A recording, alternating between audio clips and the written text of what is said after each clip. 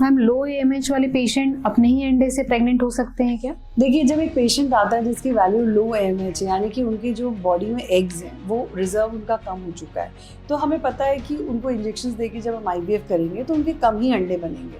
जब कुएं में कम है पानी तो वो उसमें कितना भी अपन पंप करें कम ही निकलेगा।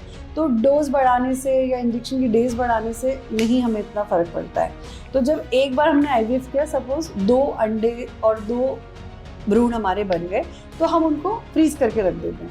फिर अगले महीने हम फिर एक दूसरा प्रोटोकॉल यूज़ करते हैं, जैसे कि हम लॉन्ग प्रोटोकॉल यूज़ कर सकते हैं।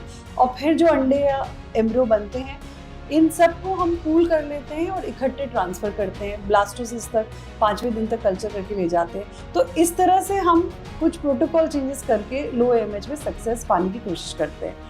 दूसरी चीज़ है कि हम आजकल PRP थेरेपी भी करते हैं, जैसे प्लेटलेट रिच प्लाज्मा।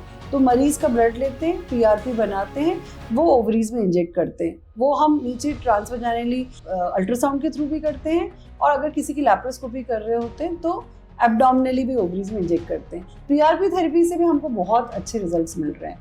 बहुत बार तो पेशेंट स्पॉन्टेनियसली अपने आप ही कंसीव कर लेता है वेटिंग पीरियड में। तो इस तरह से साइंस काफ़ी एडवांस होता जा रहा है और होप्स बढ़ती जा रही हैं।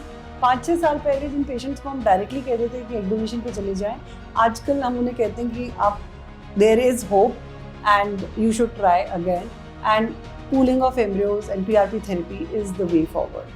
I hope it helps.